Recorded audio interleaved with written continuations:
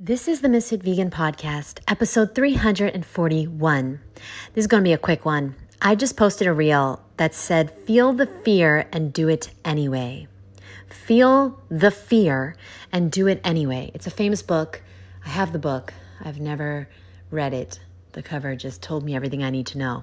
Feel the fear and do it anyway. You see, everything you want, and this is so fucking cliche, but everything you want is on the other side of the fear. And when you fucking stare down the fear, guess what happens? You realize it's not real. It's false evidence appearing real. Fear doesn't exist. It doesn't exist. You create it so you can destroy it. You're afraid that you're not going to choose the right thing to eat? Fucking stare that shit down and do what you have to do to make sure you do. Don't use willpower when it comes to food. It doesn't work. You need calories. You need food. So what do? Eat before you go. Bring your own food. Make sure that they have something you can eat, which they usually don't. So just bring your own food, boo. Bring your own food, boo. B-Y-O-F-B. Bring your own fruit. B-Y-O-F-B. Yeah, anyway. Dude, do you understand? Fear is something you make up. So many people are afraid of telling somebody how they feel because you made up a whole fucking story that they'll be so goddamn upset. Like somebody, this is so crazy, y'all. Just now, somebody called me to tell me something that they really were scared to tell me. They told me, and immediately I was like, oh my God, I'm so happy. Like, it's not that I was so happy, but like, I was relieved. Because there was a lot of pressure on me. And like, literally, they were so scared to tell me. They thought I was going to hate them. They thought I wasn't going to be their friend anymore. Meanwhile, when they told me, I was like, oh, this is literally perfect. This is perfect. Do you understand? You're going to have to feel the fear and do it anyway to get anywhere in life. So like, I moved to Miami. I didn't have a job. I didn't have any source of income. I didn't have a plan. I didn't know what the fuck I was going to do here. And all I knew was that my sister had just died. I couldn't do it anymore. And I love my mom, but I just couldn't do it anymore. I gave 35 years of my life to take care of my sister. Honestly, I never went to college. I never dated. I never got married. Clearly, I never got, well, if you don't date, you can't get married unless it's like a arranged thing. But anyway, I never traveled. I never lived my life because I chose to take care of my sister instead. So when she passed away, my whole life changed in that instant. And I was really scared and I was really devastated. And I didn't really know because I didn't have a plan. I didn't have a plan B. My plan A was to inspire people to go vegan while taking care of my sister and make as much money as possible to take care of her as best as possible. But I knew that I wasn't ever going to leave New York because all of the best doctors and the best hospitals, all of her doctors are in New York. Plus, she can't fly because she had a shunt in her head. She's never been on an airplane. Plus, New York has like, if you have money, everything's good everywhere. But New York has really good transportation, Access-a-Ride, and like all accessible like buses and trains and everything. And my sister can't really get into a car, like it has to be a wheelchair accessible car. But if I had money, then I was going to be able to do everything that I wanted to do for her and get her like better treatment and better physical therapy and hopefully help her. But honestly, her body was so destroyed from the medical industry that there's not much that could have been done.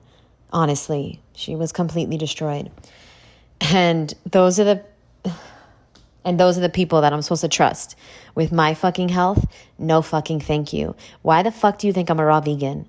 Because I've been traumatized by seeing what the medical industry does to people that have cancer, that have strokes, that have diabetes. Okay? They get their legs cut off. They get fucked up. Okay? They get half their brain removed. They get radiation and chemotherapy that destroys their immune system. They get, sent to the ICU. And I've been in the ICU 4 times with my sister. And that's the intensive care unit. And doctors and nurses don't give a fuck. You know why? Because you're just a goddamn number. You're just a patient. People die every fucking second. Somebody just died. And nobody gives a fuck. You know why? Because they're just a patient. You're just a number. They have to be desensitized. They have to be immune to it. And a few times, shit happened. Doctors made mistakes. Nurses made mistakes. They gave my sister penicillin. She's allergic to penicillin. It was on her chart, but somebody made a fucking mistake. And, in order to have surgeries, you have to sign away that you can't sue the hospital. So we couldn't fucking sue them. Okay? During surgery, to remove scar tissue, my sister had a stroke on the fucking operating table. Why? Because the doctor made a mistake. Nothing you can fucking do about it.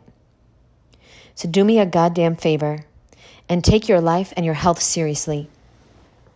Before some shit happens to you and you want to inspire a loved one to be healthy and not suffer, well then you set the example and you become a healthy vegan and you show them how it's done and you show them the results, because results change the world. Words don't. This podcast is not going to change the world, but your results from listening to this podcast, that's going to change the fucking world. Because somebody's going to look at you in a few years from now, they're going to see your transformation and they're going to say, whoa, what have you been doing? And then you're going to tell them, I eat fruit, that's why I'm cute. And then they're going to be like, what the fuck? And then you're going to say, yeah, this woman, Ms.FitVegan, she changed my life, check her out. And then you're going to expect me to pay you a percentage. No, bitch, chill, okay? All you did was refer. No, just kidding. But you know what I'm trying to say? The snowball effect, okay? It's going to happen. It's going to happen. That's the only way. You can't change somebody else. It's hard enough to change yourself. So don't even think for a second you're going to help your mom or your dad or your kids get healthy. What's going to happen is you're going to get healthy. You're going to get crazy results. And then fucking a few years from now, they are going to want to change. That's the only way change happens, when people want to change. You see, my mom, and she was like an alcoholic her whole life. So, that adds up. Okay. She smoked for 30 years. That adds up. But at the end of her life, she finally, after 9 years, she got inspired because of my results. Yeah, it took 9 fucking years. 9 years. But then I started looking so cute. My hair growing, okay? I'm losing weight. I'm looking good. I'm feeling good. And my mom's seeing, oh, you know what? Let me try this because I want to lose weight. I don't want to take insulin. I don't want to take all these medications. My mom was on like fucking 10 medications. And, she started getting way better. She started losing weight. She started doing yoga with me. I got her a blender. I got her a juicer. Okay. And she started seeing results. And of course, she passed away a few months ago, but that's because of other circumstances. Okay. She was getting way better. She was getting healthier. And my best friend now of 15 years, I known this bitch, I known this woman 15 years, raw vegan 12 years. Y'all, I need you to hear this testimony. It took my best friend fucking 12 years to start eating healthy, knowing me, living with me. Now, of course, she drank juice all the time. I force her to eat fruit all the time. If I make it for her, she'll eat it. I make her a salad with a dressing, she'll eat it. I make her juice, she'll eat it. But now she's making her own food. She's getting healthy. Now she's making the decisions without me telling her to. She's buying fruit. She's buying vegetables. She's making things that are healthy. She's not eating fast food anymore. Okay, why? Because she wants to change. And my influence has helped her. And yeah, she went vegan after, I think I was vegan for 6 years, and then she went vegan. But now she's eating a healthy vegan diet because you can eat the shittiest fucking diet being vegan. Vegan don't mean health. Vegan means no animals were harmed in your meal. And that's great. That's great for your mental health, your spiritual health, and for your physical health. But to be the healthiest human you can, you have to eat healthy human food, fruit and vegetables, nuts and seeds. My boo, I hope this podcast inspires you. I can't make you change. Like every lady in my course, every fucking queen that joined my course, and trust me, they are all queens, okay? Every queen that joined my course, they are going to do it themselves. I cannot make them do anything. And it's funny because my roommate, she's walking in. Did you know I was doing a podcast? Because I heard somebody come to the door and listen. Were you listening? No, because deadass, I was talking about you.